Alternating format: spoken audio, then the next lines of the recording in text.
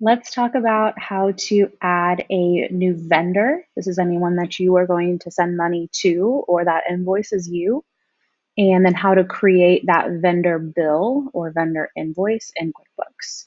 So you'll go over here to this left column, the tabs, you'll go to expenses. In some versions of QuickBooks, this tab is called vendors. Either one, it takes you to the same place, but we're going to hover over expenses and go down to vendors. From here, we want to click the New Vendor button in the top right corner, and you can enter as much information here as you'd like. So we're going to call them Vendor ABC, put them on 1234 Main Street.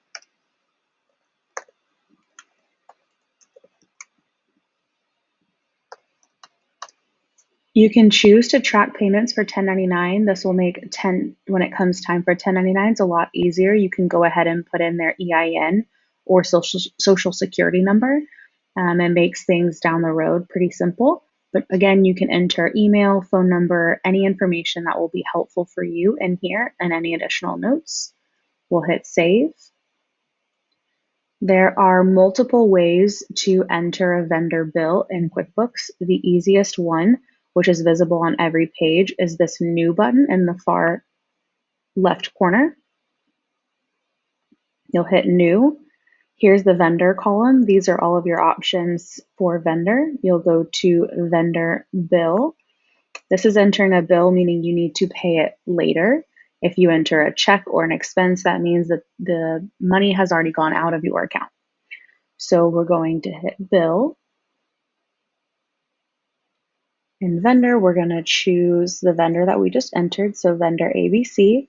You'll see it autofills the information that you entered in their vendor card in the vendor center.